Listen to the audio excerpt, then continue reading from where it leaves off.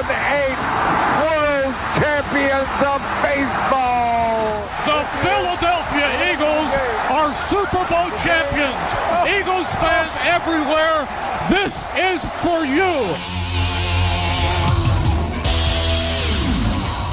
Now entering the game for Philly Pressbox Radio, Bill Furman and Jim Chet Chesko. It's Wednesday, November 12th, 2025. Welcome to the Philly Pressbox Radio Roundtable, brought to you by the Irish Rover Station House in Langhorne, PA, Cavs, Philly Tailgates, and the STT Sports Network. I'm Bill Furman. I'll be your host tonight, along with my partner, Jim Chet Chesko. Chet, this was a big week for you, attending the Philadelphia Sports Writers Hall of Fame banquet, followed by a road trip with your buddies to and from Green Bay, mixed in with a very interesting Eagles win. You got to talk beer and whiskey with our guests. I mean, we're going to cover it all. And we'll mix in our weekly picks. And if we have time, we'll talk Flyers and Sixers. That's not likely because we got a full load of Philly sports to talk about tonight. Yeah, a big week, Bill, a fun week, a memorable week, but I got to tell you, it was also a tiring week. The Philly Sports Hall of Fame inductions last Thursday night, then the road trip that you mentioned out to Wisconsin that began Friday afternoon, didn't officially until I walked back in through my front door this morning at 9:05 this morning. So, yeah, it was something, but like I said, a little tiring. Yeah, well, you ain't as young as you used to be, pal. Yeah, that's for sure. Well, hey, we have a great guest tonight in whiskey and beer expert Lew Bryson. We need to talk whiskey and beer, Chet, after some Nick Sirianni decisions Monday night. Yeah, that we do. Lew is a great guy, by the way, and we had a fun pre-taped chat that I think you will enjoy, especially if you're a fan of whiskey or beer, but even if you're not, Lew is an entertaining guy. Bill, our viewers will also see and hear from a couple of new Philly Sports Hall of Famers, Clyde Simmons and Paul Holmgren, the Homer. Yeah, looking forward to that. And I'm sure you'll talk about your little video that you put out as well for people to follow up on. That was a great job that you thank you. You put that out as well.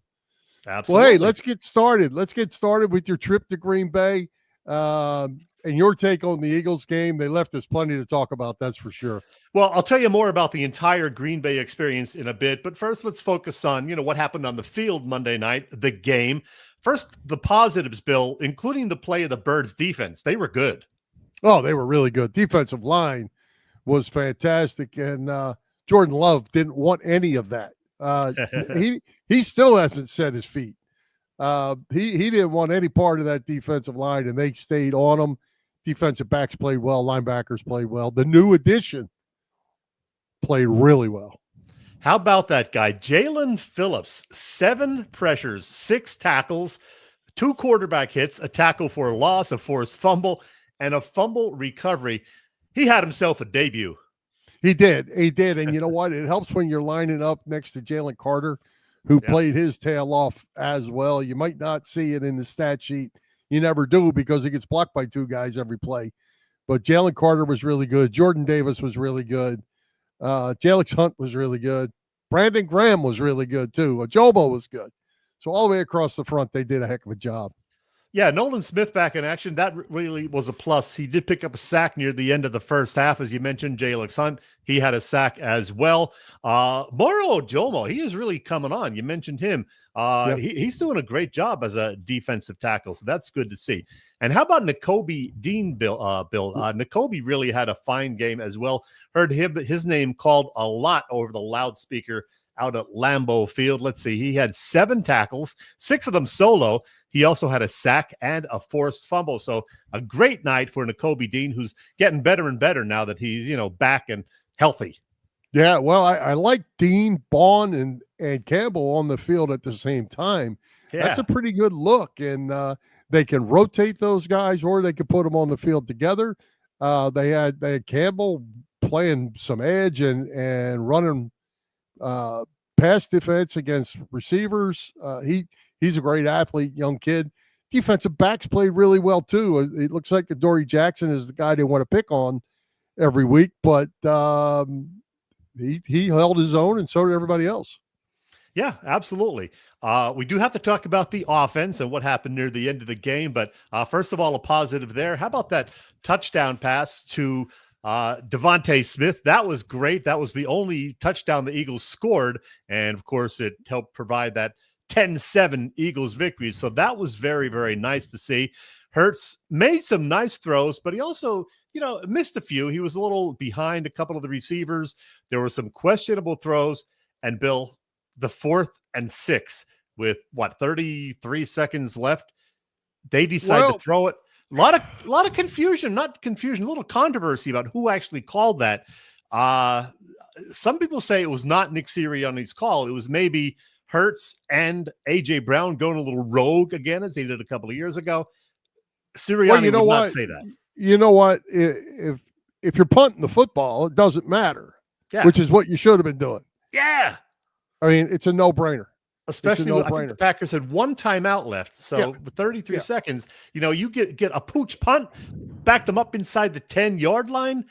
Yeah. They're going to try to go, 60 yards minimum to set up a field goal with only one timeout and under a half minute left. But no. Instead, you gave them the ball at the 40. You gave them the ball at the 40 with the one timeout. Now, let's back up a little bit to the 2:20 mark or whatever, when all they needed was one and possibly 2 first downs to win the game. And we threw the ball. There. We threw the ball a couple times, stopped the clock, gave them the timeouts, and gave them the ball back. They're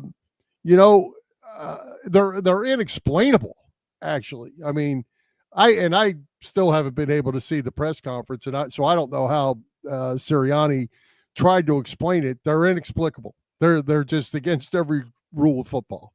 Yeah, he basically said, I knew the play. But he didn't deny, that it wasn't his call.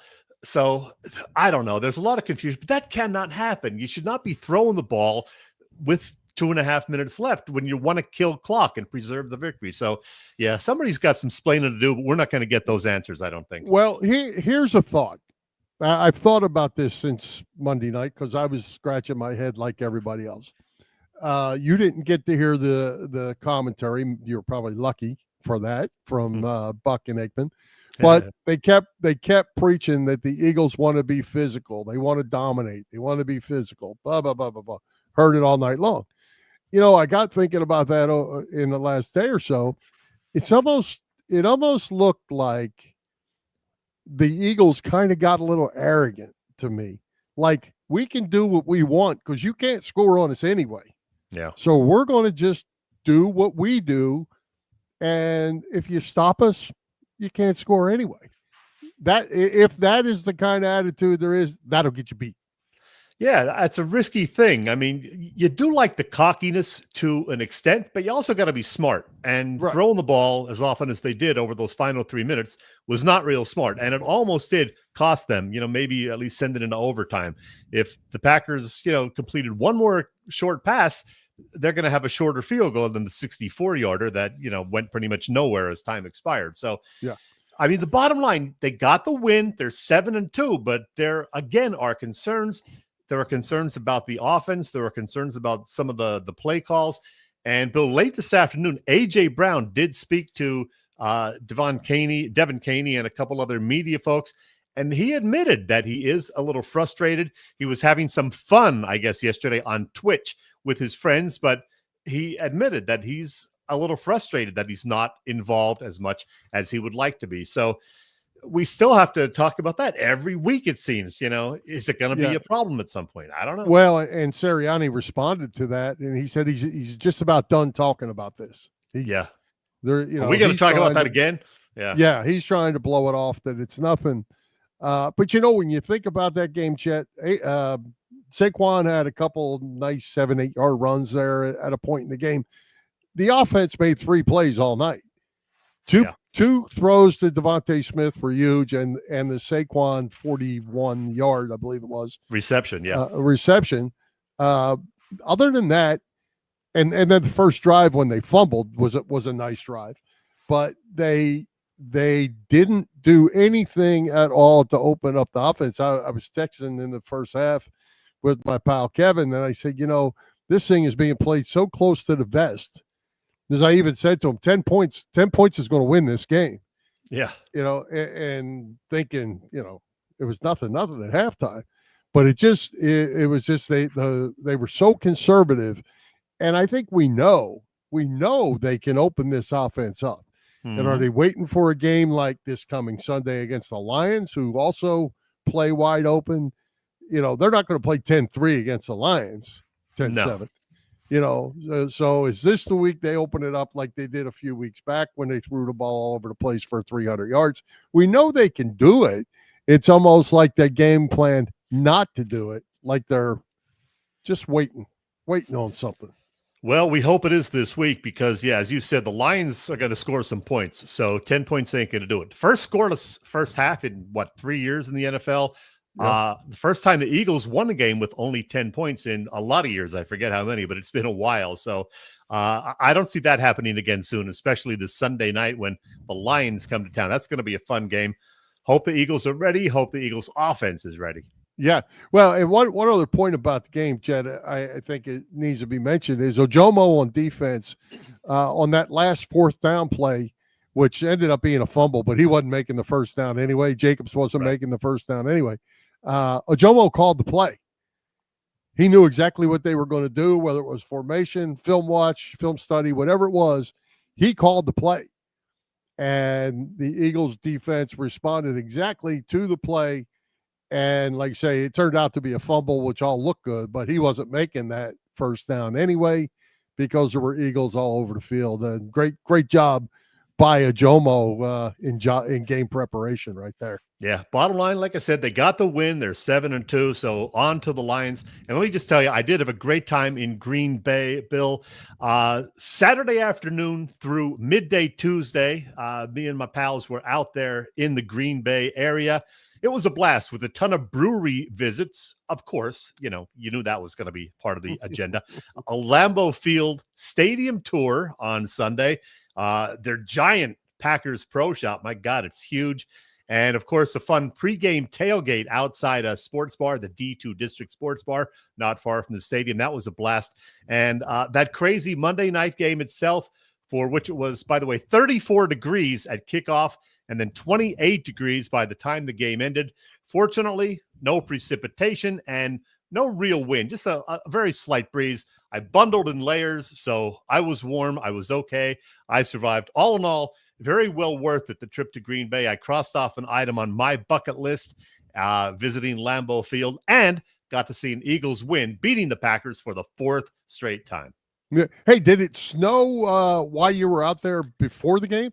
No, not right there. There was like lake effect snow above Green Bay and below Green Bay, but not at all in Green Bay. I mean, Indiana and the Chicago area got hit with snow. As we were driving back on Tuesday, there was lots of snow in Indiana off the sides, on the side of the road, but the roads themselves were thoroughly cleaned by then.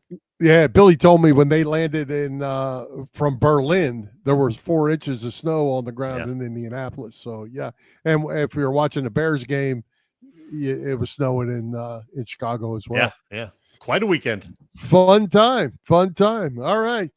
Hey, Chet, did you know Philly Pressbox Radio is part of the STT Sports Network, as in Set the Trends?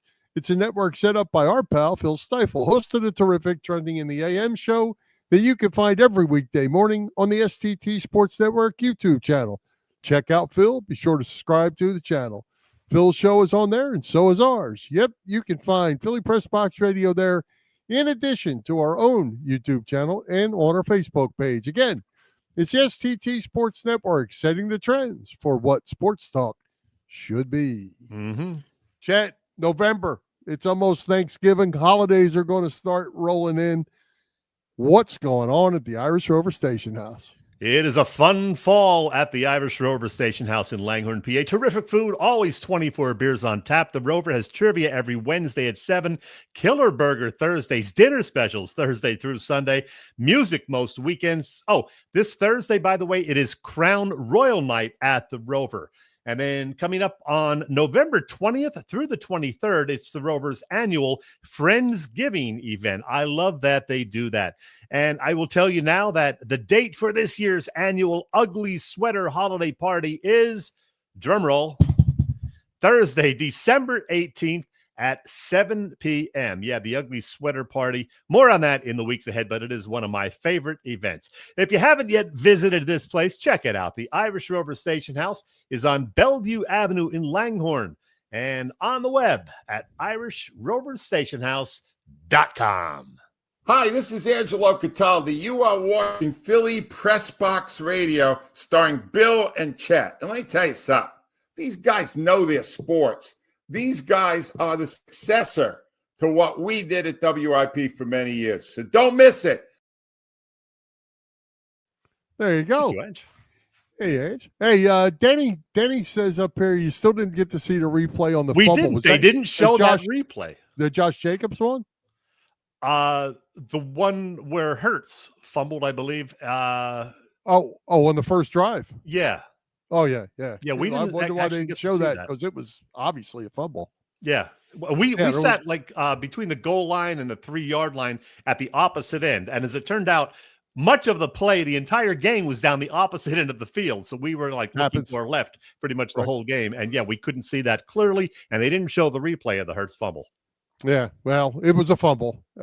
He was going down and a punch came in right on the ball, knocked the ball loose. I'm surprised they didn't show it because it wasn't questionable and it was a play in their favor. That's for sure. Yep. All right, Chet, whiskey and beer. Might have been a good way to go after that Eagles game. You had a chance to visit with the expert himself, Lew Bryson, to talk about one of your favorite subjects, not whiskey. No, I'm not a huge whiskey guy, but you know that I am a craft beer guy. Well, we talked about both of those important, tasty subjects, and it was quite a fun chat. As I said, Lew is a great guy, very knowledgeable about those subjects, certainly. So here is our chat.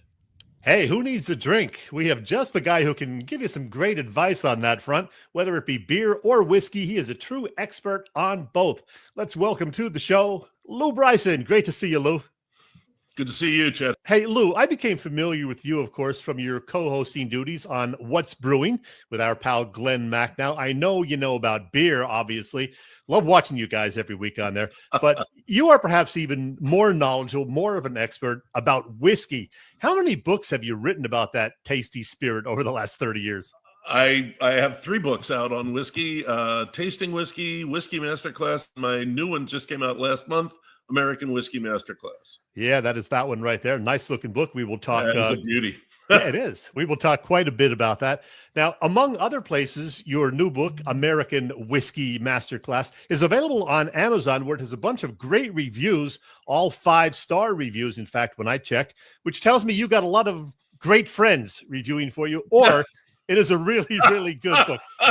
Is this a book for the casual whiskey drinker or other true whiskey aficionados like yourself, or who? Well, if I have a skill in writing, it is making the complicated ideas simpler, really bringing that across. In fact, I once had a distiller tell me that they were going to start using my description of my explanation of sour mash in their distillery tours, which that felt pretty good. So, yeah, I think just I don't know, what do you want to say? A casual whiskey drinker would enjoy the book.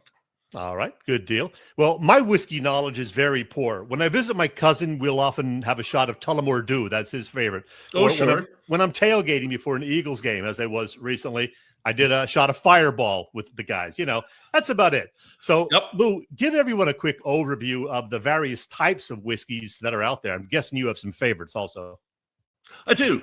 Actually, Tullamore Dew is a really great, approachable whiskey. I always tell people that Irish whiskey is probably the easiest way into appreciating whiskey. It's not assertive. You will hear a lot of different descriptions of whiskey. You will never hear anyone saying about Irish whiskey, whoa, that's rough. That's a hot one. It just doesn't do that. So Irish is a great place to start. If you're going to be in American whiskey, if you want to start with a bourbon, what they call the weeded bourbons are great. Maker's Mark, Rebel, Larceny actually is another good one. These are whiskeys that are made with, well, a bourbon has to be 51% corn, but then you have another grain in there, which is usually rye, but that's a little spicier, a little hotter sometimes. These whiskeys, these bourbons add wheat as their second grain, and it's a lot more mellow. So that's a great place to start with those. What is whiskey most commonly mixed with these days? Cola, ginger ale, or something else? Those two are the pretty much the most common things. I mean, I've seen estimates that say as much as 75% of Jack Daniels is drunk with Coke. Yeah, I believe it. Yeah, I as a young man, I would occasionally have a Jack and Coke. That was a popular drink, back in my day, and I guess it still is. What are some of your other favorites? Well, I do like. I'm kind of the odd man out sometimes in pro whiskey circles. I actually like Canadian whiskey. I really like a Lot 40. That's an excellent Canadian whiskey. I do like Japanese when I can find it. Hakushu, 12-year-old, great whiskey. Oh, I'll tell you what, one that gets overlooked all the time. People know about Dickel, but there's a Dickel bottled in bond. That's a Tennessee whiskey. It's the other Tennessee whiskey than Jack Daniels. Yeah. Great whiskey and a really good price. Well, Lou, I do know the answer to this, but for people who don't, why is whiskey mostly spelled with an EY at the end, but other times without the E? It's just spelling. It's in the different countries. American and Irish whiskeys are usually spelled with an E. Scottish, Canadian, Japanese, usually without. It's just a word. It's like the British say aluminium. It's still the same metal. Gotcha. Hey, so regarding the new book, anything else we should mention before we talk beer about this great new book? Well, the thing I would mention is that I'm just going to say it again. It's a beautiful book. That cover even feels great. It's the nicest book that I've ever had published. I'm just really proud of that. All right. And we'll talk about where to get it and all that later on. But as I mentioned at the top, Lou, I first became familiar with you from your work with this guy, Glenn Mack. Yeah. So let me ask you, you are not a big sports guy. So how did you end up meeting and working with Glenn Mack now?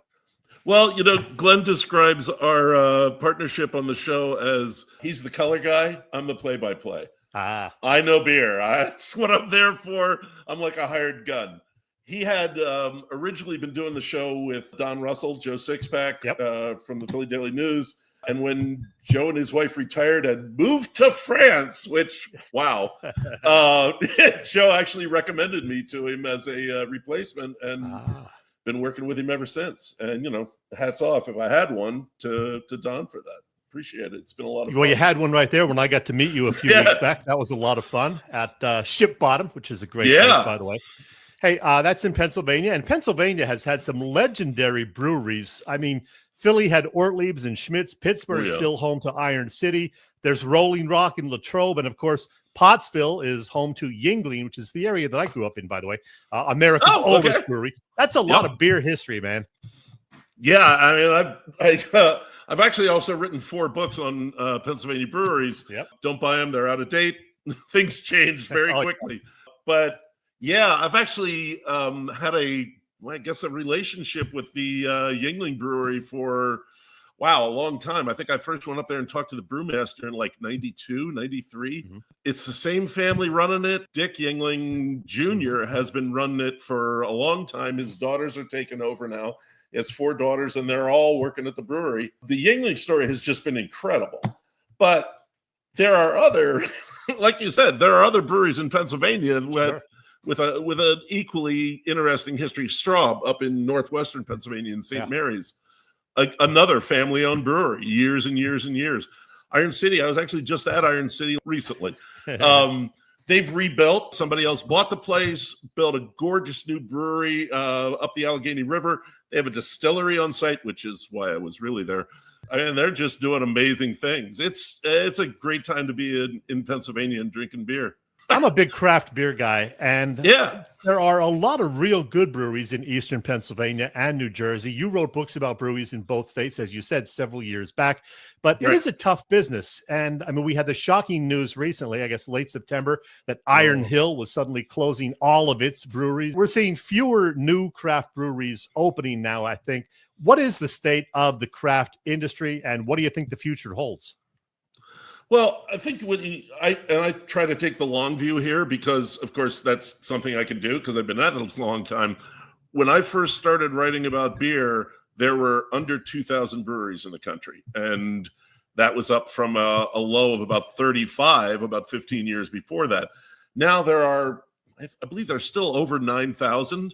So I look at that as a major win, and I don't see even 3,000 breweries closing. So I think we're going to weather this and come out the other side. What's the state of things? Changing, as it always is. Craft brewing has changed a lot just in the last 10 years. And I don't see that stopping anytime soon. It's just going to be a continual state of flux. It's not going away. I mean, we've lost a lot of distilleries actually already. Some of the new craft distillers are not closing. But again, don't see this as this is a correction. It's not a bubble popping. Everybody wants to, the fad's over. Well, first off, the fad lasted 30 years. So I don't think you can call that a fad. And a bubble would be a much faster decline. It's a correction. We already saw one of those in the mid-90s. Well, you and Glenn get to talk about a variety of different beers, of course. Do you have a particular favorite style of beer? I do. Actually, you could go back to that picture of you and I, and I'm wearing it on my head. Pilsner. There it is. Yeah. You're a Pilsner guy. I love a good, clean lager. Really do. And Pilsner kind of straddles that clean lager, IPA, Gulf by being a clean, sharply hopped lager. And I really love it. That's a human robot hat I'm wearing. And they are, wow. I mean, they are easily my favorite Eastern Pennsylvania brewery right now. Might be one of my favorite breweries, period. And my son lives 2 blocks away. Yeah. Nice. Well, Lou, it is November, which means it's time to start drinking some holiday beers. Here's a few that I recall from past few years that I really like. We have Holiday Hef. Now, this is a real good Hefeweizen from Eight Sand in South Jersey. I like that one a lot. Mm-hmm. Christmas in Hollis from Lansdale, Pennsylvania, Round Guys Brewing. That's nice one. Yeah, it's brown ale with cinnamon. And from Broken Goblet, they do this one every year. Fritz's Sticky Bun Stout typically arrives right around Black Friday each year. I love this thing, and I can't wait to get it again this year. What are some of your favorite holiday brews, Lou? Wow. I just got a 6-pack of my absolute favorite yesterday, Sierra Nevada Celebration. I remember you talking about that. Wow. Cannot get enough of that beer. I've got a home bar. I had 2 sixtels of it on tap last year. We went through both of them. Bethlehem Brew Works, the Rude Elf's Reserve. Nice, big, spicy beer. Like that one. Of course, Troeg's Mad Elf. If I had a little more courage, I'd get a 6-still of that and throw it on, but I'm afraid I'd never leave the basement. Right? So that's a powerful beer. It's awfully tasty. I really like cherry in a beer, and it's got plenty. Yeah. I got to tell you, I am a wheat beer Hefeweizen fan. I enjoy most lagers, and Pilsners. Mm-hmm. I'll mix in a porter or a stout now and again, but I am just not an IPA guy. Does that make me a bad person, Lou? No, absolutely not. My brother-in-law's the same way. Loves beer. Not really a hop guy, but I mean, sours, stouts, all kinds of stuff otherwise, but no hops, please. No, that's not a problem at all. There you go. Hey, he also doesn't eat chicken, so. Well, come on. That is un-American. That's a little weird. All right, let's get back to your book, Lou. This one here, American Whiskey Masterclass. You've got a book signing coming up in beautiful Gettysburg in early December. What's the scoop? There is a fantastic little whiskey bar down there called Gary Owen Irish Pub. They've got to have the best selection of Irish whiskey in the state, but they also have a lot of other whiskeys. They've been down there doing this for a while, and I actually reached out. This is the kind of town Gettysburg is. I reached out to another place in town, and they're like, we don't really have the venue for that, let me get you in touch with the manager at Gary Owen. I'm like, this is great. I love guys like that. Awesome. Yeah, so December 11th at Gary Owen in Gettysburg. Nice. Hey, this has been lots of fun, Lou, as I knew it would be. Once again, the book is American Whiskey Masterclass. Makes a great gift for any whiskey lover out there. Where can folks find the book, Lou? It's online, of course, Barnes & Noble, Amazon.com, and it's in the Barnes & Noble brick and mortar stores. And, if it's not at your independent bookstore, which I love independent bookstores, ask them for it. They'll get it. Lew Bryson, thank you again, and cheers. Cheers. Well, that was fun. Wasn't that fun? I love that guy. Hey, right up your alley. You got to talk beers. You got to talk football.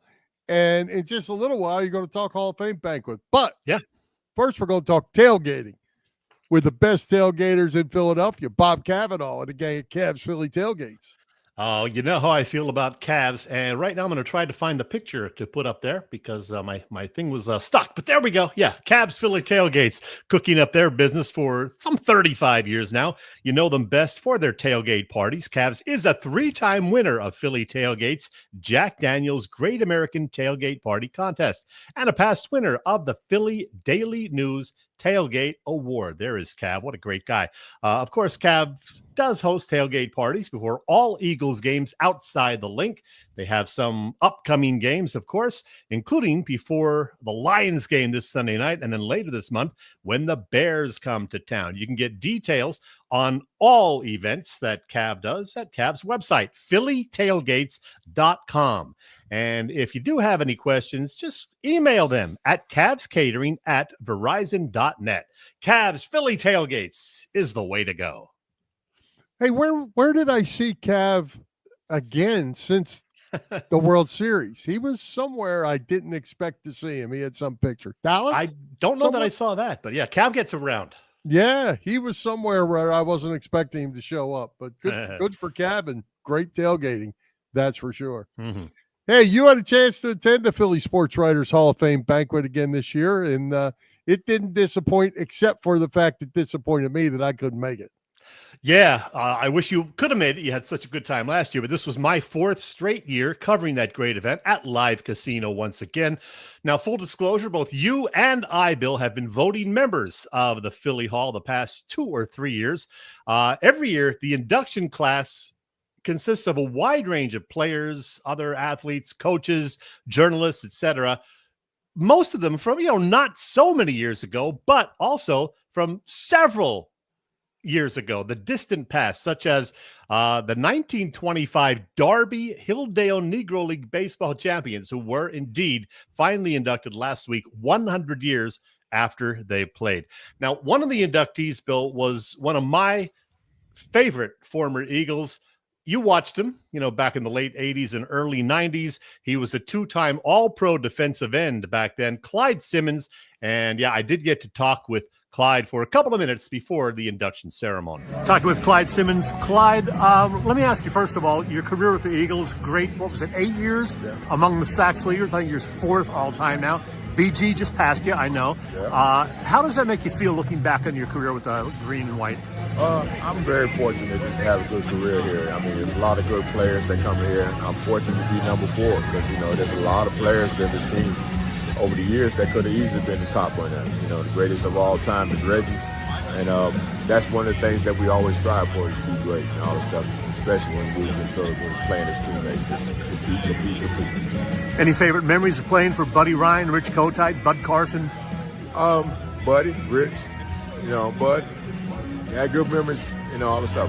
One thing I admired about Buddy so much is brutally honest, so you knew where you stood. Rich was the diplomat, he was always trying to be everybody, keep everybody in the same way, and Bud was just a lot like Buddy Ryan, brutally honest. And I love playing for both of them. You still keep tabs on the current Eagles and watch their success? Some, not as much as I used to. I still watch and all the stuff, watch the success they have when they have conflict. But when you're a family, you're not gonna always get along. And when you're a team, it's just like family. You're not gonna always get along. You're not gonna always agree. But they putting a good product out there, and they just got to keeping on pressing and realize that winning is what matters. Last few years you've been coaching. You're now D-line coach for Bowling Green. How's that going for you? Going well. You know, still trying to get these young men to understand the physicality, what you need to bring to the game every day. Just teach them the techniques and, you know, try and get them out there and let them go be who they are. Last thing, you're being honored by the Philadelphia Sports Hall of Fame. You're already an Eagles Hall of Famer. Now you're a Philly Sports Hall of Famer. How's that make you feel? I feel very privileged. You know, a lot of things when they come into the city. There's a lot of great athletes that came to the city. Living, playing, tons of different sports. To be honored as one of the guys that's a Hall of Famer in this city is a privilege. You a fan of Clyde the Glide, Bill? Well, how could you not be? Yeah, I mean, he was good. The gangrene defense was pretty good under Buddy Ryan, for sure. Oh, Matt, I loved watching those guys, late 80s and early 90s. I think they were number 1 overall and against the rush and the pass in 1991. A shame they couldn't have any real playoff success during those years. Yeah, and they had Randall Cunningham at quarterback. The only problem was Buddy Ryan didn't know how to spell offense. Yeah, that is true. And then the 1 year Randall got hurt also. So, yeah, they just couldn't get it done in the playoffs, but oh well. Now, some folks may not know this, but the great hoops coach Gary Williams, best known for winning a title with the Maryland Terrapins in 2002, is a South Jersey native. And in his induction speech, he talked about, you know, when he was a young man, early teens, he loved going to the Palestra in the late 50s and early 1960s. Well, you don't know how big that was back then. There was no TV. The Final Four was on delayed TV in the NCAA tournament. And to go and get a ticket to go to the Palestra to see a doubleheader, a City Series doubleheader, it was just an incredible experience. And that was a big part of my love for basketball. What a good coach. Denny Malloy, a big fan of Coach Gary Williams. And I'm a big fan of going to the Palestra. So I know that. I'm with Gary. That's for sure. And by the way, Coach Williams looking pretty good at age 80. And Bill, you know who else still looks pretty good for an octogenarian? It's the coach. Yeah, I got to say hello to Dick Vermeil. He was there. And man, what a great guy. 89 years old, a few days before this event. Great to say hello once again to Coach Dick Vermeil. Coaches eat well. Something's good. It's got to be in the genes. Yeah, because he's looking pretty good for almost 90 years old. Yeah, he sure is. Well, one of the other inductees last week, a guy who spent a big chunk of his 69, nearly 70 years on this earth with the Flyers as a player, a coach, an assistant general manager, and GM, Paul Holmgren. And man, I love when I get to say hello to Homer because he is always just, very friendly and very, forthright, telling it like it is. So we had a nice chat before the event as well about his career, the current Flyers team, his induction, Bernie, and more. Here's that chat. First of all, how are you liking the 25-26 edition of the Philadelphia Flyers with your old pal Rick Tocchet and, of course, Jonesy and Danny Briere running things? Yeah, it's been exciting to watch so far. I mean, they're finally winning some shootouts. I remember Mr. Snyder for years saying we're the worst team in the league in shootouts, and we were. So we finally got a couple guys that can score some shootout goals. But, I think Rick and his coaching staff have done a tremendous job, and I really like the direction that Danny and Jonesy have the team going, and I think they're building, and like they say, brick by brick, but they're a lot better this year. And I think Rick, coming off of Tortorella last year, who put in place a tremendous work ethic with the team. Rick's ability to teach and get to these young guys even a little deeper is the key to this team so far this year for me. And so far they've gotten good goaltending from the new guy they brought in, Dan Vladar, and Sam Erson. So things are looking good. And the new pickup, Trevor Zegras, has looked fantastic. He's looked great, and he's a shootout, whatever, extraordinaire, I guess you could call him, but in his ability to make plays and hold on to the puck, and there's a lot of good pieces there, and just and I know over the next couple of years they're going to be adding more and more pieces to the mix. And so I really like the direction that, as I said, Jonesy and Danny have been going in. So you played, I think, 8 years with the Flyers. You also coached. You were an executive. Which was toughest of those three? challenge us No one's ever asked that question. Everybody asked, "What's your favorite?" And that's an easy one. That's playing. But of course, the hardest one was probably GM, just because there's the scope of the GM of the National Hockey League team is, it's not just a team. It's the scouting staff. It's your minor league team. It's all the employees that are working for the team. It's so there's a lot going on, and you still, the number one thing is for the team to win. So to put that all together, all in a pot, and mix it all up, and have a good, successful organization was a lot of work. And you just got to make sure you have good people working with you, and try to do the best you can. And finally, you're being honored as an inductee, Philadelphia Sports Hall of Fame. What does that mean to you? Well, I'm going to try not to get emotional here, but when I got the call back in April about this, I did get very emotional on the phone call. It's still something that it's hard for me to believe. I've been here many times for teammates, and I never envisioned anything like this for myself. But it's truly an honor, and something I'll cherish for the rest of my life. Hey, let me ask you one other thing while I have you. Sure. Bernie Perron. We lost Bernie Perron like a month and a half ago. Just an icon in Philadelphia. What did that guy mean to the organization and the city as a whole? Well, obviously it's very sad that Bernie passed, but there's not a day that goes by that any of us, or anyone that crossed paths with Bernie can think about any experience that wasn't a positive experience. He was the most upbeat, outgoing person you could ever come across. He loved everyone.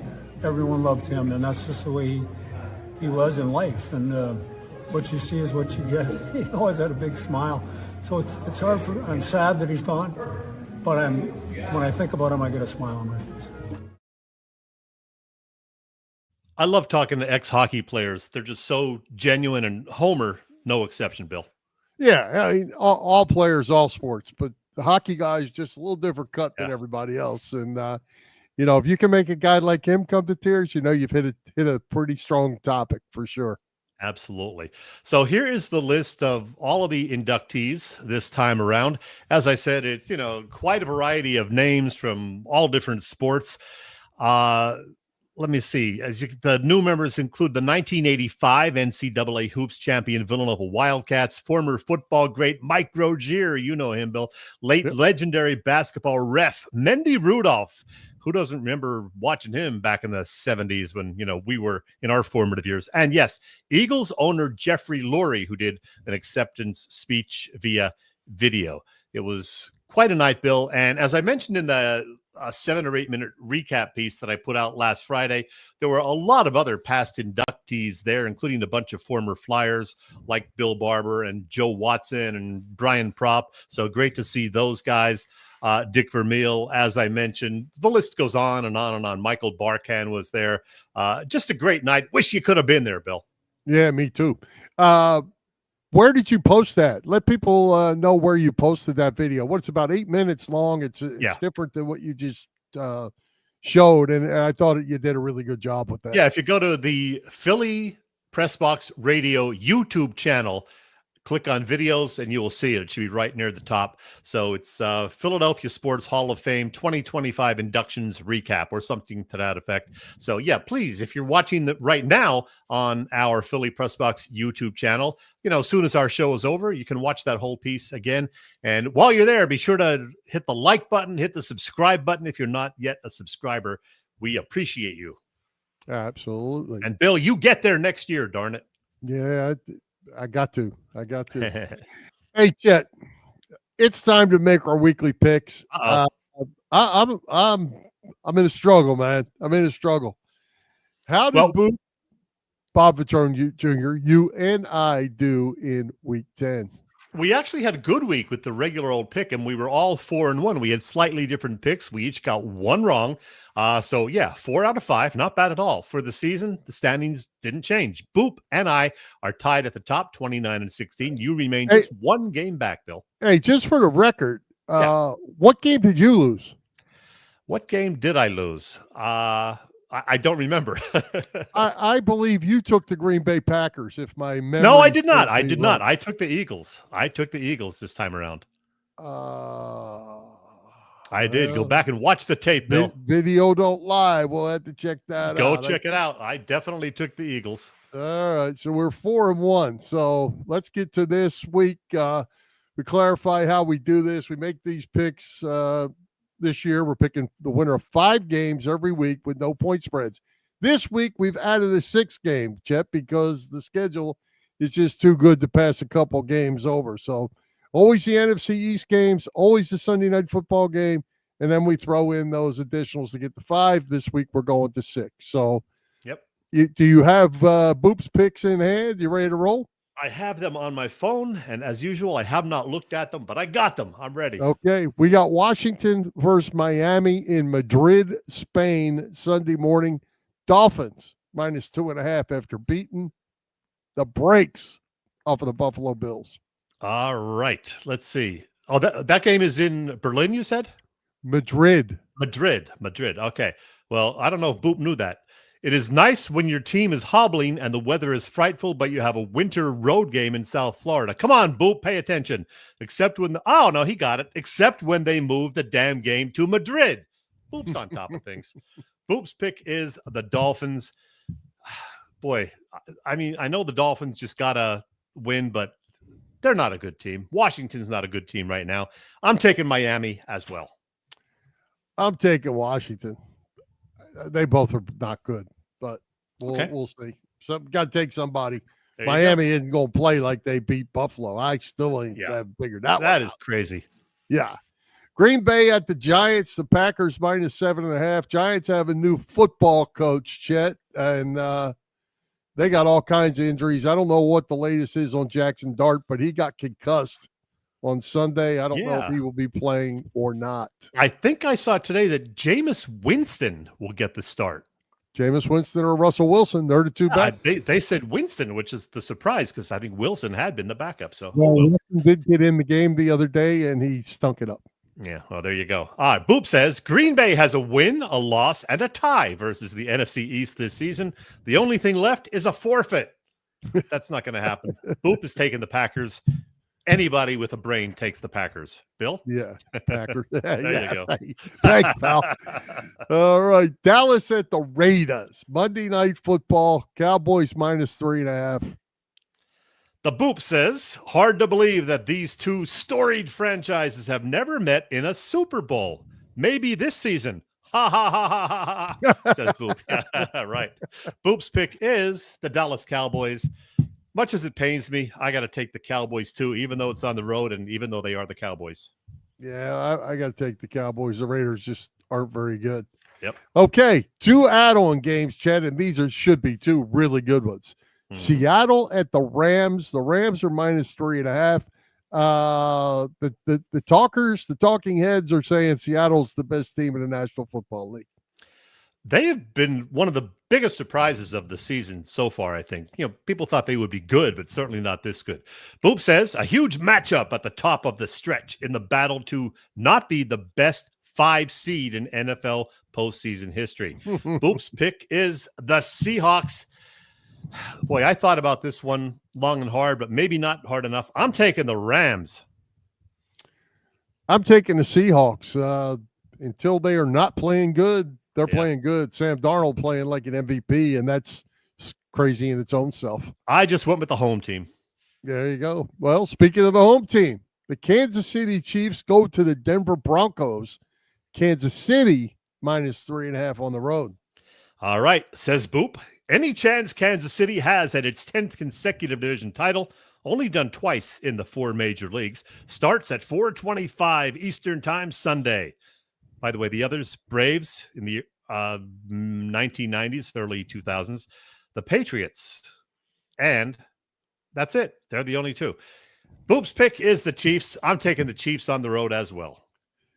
I'm taking the Chiefs too, and I thought really long and hard about Denver. Denver's not getting any love, but they have been playing really good week in and week out. So, as we saw when they played the Eagles. But I'm going to roll with the Chiefs. I think they're getting better and getting healthier as we go. Which brings us to the Lions at the Eagles on Sunday Night Football. Eagles -2.5. All right. Boop says, when you have a lead late in a game, the most important number is 40, as in seconds on the play clock, as in do everything you can to have it run down with the game clock. Why is that so hard to fathom? Boop is venting, and he's right. Boop's pick is the Eagles. You know what, Bill? We talked about it earlier. I think this is the game where the Eagles offense cranks it up again, just like they did against the Giants. This time it's against a better opponent. I think it's going to be a fun game on Sunday Night Football. I'm taking the Eagles in a shootout. I am taking the Eagles as well. All right. Hey, one thing before we get to our margin of victory pool, Chet, just as a reminder for those that might not pay real close attention, the week after this, the Eagles play on Black Friday. That's right. At 3:00 at home. Yeah. Black Friday, the Flyers always played a Black Friday game. Yeah. Right? The NFL rules, Bill. The NFL rules. Has, whether they rule or not, they've tried to take over this slot. Yeah. So it's a 3:00 kickoff against the Bears on Black Friday. So I don't even know what network that's on. That might be on some obscure thing. Is that on Prime? I don't know. I have no idea. I think it's Prime, but maybe it's the Thursday night game and they're moving it to Friday and putting it on Prime. Maybe I don't know. But yeah, keep that in mind as you move forward if you haven't been paying that close attention to your schedule. All right, next up is our margin of victory pool. Chet, I don't know how it's possible to be in a margin of victory pool and lose every week. Bill, you have lost 3 straight weeks. You didn't get any points the last 3 weeks. There's the standings. And look, you're at the bottom. You have an L, an L, an L in weeks 8, 9, and 10. So you're stuck at 81 points. Boop also took Carolina last week, which seemed like a good pick. Didn't work out for either of you. I took Indianapolis, and that game certainly went down to the wire. In fact, it went into overtime. I was watching the end of that game out at Lambeau Field in the Hall of Fame building. They had it on the big TVs there. So I saw Indianapolis win that one in overtime. I picked up a whopping 6 points for my efforts, but I'm still well behind Boop, who's at the top of the standings. And, Bill, I have a hunch that we're all going to have the same pick this week. Just a hunch. Do you think? Well, let's get to it. Who does Boop have and who do you have? We have the same. Boop and I both say the Patriots over the stinking New York Jets. You too? Yeah. Yeah, you had to. Yeah. You had to. New England over the Jets. Heavy favorites. New England playing great ball with Drake May, the quarterback. Is that his name? My goodness. Yep. Yeah. Well, I actually watched a good portion of the New England Tampa Bay game in Tampa, and New England took them to task. They played really well, and they're in the hunt in that AFC. That's for sure. Bob thinks all right. Prime also. Yep. Hopefully, we will do better next week. Bill needs to do better. Yeah. I'm not going to gain any points, but nobody will. Nobody will. I need a win. Yep. Hey, great guest tonight in Lew Bryson. First, Chet, we have a schedule change next week. And who's our guest coming to Philly Pressbox Radio? The schedule change, this time it's your fault, not mine. You're going to be on the road doing something on Wednesday, going somewhere. So we are moving our show next week to Tuesday at 7 p.m. That is November 18th. Mark your calendar. Be there or be square. As for the guest, I have an invite out there. He hasn't gotten back to me yet today, so I can't announce the guest, but it is a guy talking football who's been on our show several times before. We'll see if he accepts our invitation. So there. All right. Bill, let's talk. I know it pains you, but let's talk a little Sixers. They got a big win last night over the Boston Celtics in town. They've played 3 times already this year. Each game has gone down to the wire. Each game 1 or 2 points at the very end. Sixers have won 2 out of 3. No Joel Embiid. He's got knee issues yet again, but they got some balanced scoring last night. Justin Edwards with a huge night. I think he had 22 points or something like that. Only missed 1 shot. So he was huge. Kelly Oubre, a big putback down the stretch. The game went back and forth, up 10, down 10.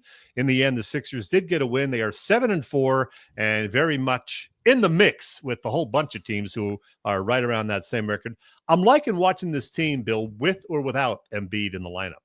I like them better with Embiid not in the lineup, actually. Yeah, I'm sure you do. Only they're because faster. They're right. They run the court, and they're not standing around watching near as much. But, you get him on the court. He plays his 22 minutes and scores 25 points. That's pretty impressive. But now he's missed the last couple games. It is tough to watch him, though. He's just like really labors out there. And I think I mentioned this last week. He just doesn't have the lateral movement that he used to because of the knees. So, maybe a couple of games off will help him. But I mean, this is going to be a thing that's going to bother him the rest of his career. So you just got to figure out how to best utilize Joel Embiid.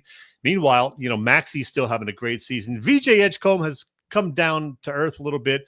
Other teams are now figuring out what he does well, and they're, limiting his effectiveness, still putting up, double figures every night, but not the 25, 28 pointers that he had early on. So they're still a work in progress. Paul George getting closer, they say, getting closer to actually taking the court. Do I care? Not a whole lot. Well, I think the important thing about Paul George coming back is how are they going to evolve with him on the court? Yeah. If you have him and Embiid on the court, how do they look? If they have just George, how do they look? I think it's all going to be an evolution of how this team's going to come together or not. Yep, sure is. Going to be interesting to watch, and long way to go. I mean, it's 11 games into an 82-game season, so like 1/8 of the way there. Long way to go, but I'm going to keep an eye on them. Flyers, Bill, I haven't seen what the Flyers have done much of late. How have they looked? They're playing okay. They actually are playing right now. They had a 7 o'clock against Edmonton tonight at home. They're playing okay. They're not going crazy, but they're still playing pretty solid hockey. They're going to be all right. They're going to be in the hunt for that last two spots as it goes, if they can stay healthy, and they got to keep getting better. And Mitchkov has scored a couple goals of late. There's a lot of talk about how he is not doing a great job as a two-way player at this point. They're working on that with him, and he's only going to get better. They're only going to get better. And as Homer said, the goaltending has been pretty good. Yeah, that's the key for sure. Hey, Bill, I know we hate to bring this up a lot, but we seem to have to. A tough week yet again on the Obits front. First, of course, we lost Cowboys edge rusher Marshawn Kneeland to a suicide. That was just heartbreaking, just a shame, a young guy. And then former NFL Commissioner Paul Tagliabue left us, and a couple of former NBA stars, Michael Ray Richardson and Hall of Famer, a great player and a longtime terrific coach, Lenny Wilkens. So a rough week, Bill. 3-time Hall of Famer Lenny Wilkens. How about that? 3. Yep. He went in as a player, he went in as a coach, and he went in as an assistant coach of the Dream Team. Because the Dream Team was put in as a team. Yes. So which he was an assistant coach of that team. So he was inducted 3 different times. I didn't look this up, but I got to think that's rare air. Yeah. And Bill, I got to ask you, will Penn State finally win a game this weekend? Boy, they played their tails off last week. Yeah, I didn't get to see it, but I did monitor the end. Oh man, just yet another. I mean, loss. literally lost by this much. Yeah. I mean, it was that close. Tremendous catch by the Indiana kid. He darn near pulled that ball down off the crossbar. Yeah, and then managed to get his foot in bounds by a quarter inch. So, yep. Yeah, I mean, hoping they can play. They can get a win. They played well. Yeah. They actually played pretty well this week. The young quarterback really got a lot better in that game. And Penn State certainly played good enough to win. But so Michigan State this weekend, then Nebraska, and then Rutgers. Yeah. So 3 potential wins, Bill. 3 games they can win, but they got to go play. That's all we got, Bill. Good job. Good job by the Penn State fans too. I'll say this, as rough as it's been, Penn State hasn't been home since James Franklin got let go, and they lost all those games until this week. And the Penn State fans came out and really hung with their guys, and the guys responded. It was good. Yeah, good to see. Good to see. All right. Anything else before we wrap? Let's wrap it up. All right. You're ready to go to bed, aren't you? Yeah, I'm working my old job the next 2 mornings, and I got to be there sometime between 3 and 3 a.m. So it's bedtime. There you go. Let's thank tonight's special guest, Lew Bryson. Our sponsors, the Irish Rover Station House, Cavs Philly Tailgates, and PPCC 118 Raz Room. For Jim, Chet, Chesko, this is Bill Furman. We hope you enjoyed the show. We'll join Philly Press Box Radio next Tuesday, November 18th at 7 p.m. You can see us live on Facebook on our Philly Press Box Radio YouTube channel and on the STT Sports Network YouTube channel, and listen on Apple Podcasts, iHeartRadio, and all the others. High hopes, Philadelphia sports fans. Go Birds. Let's go Flyers. Let's go Sixers. Let's do the song. Come on.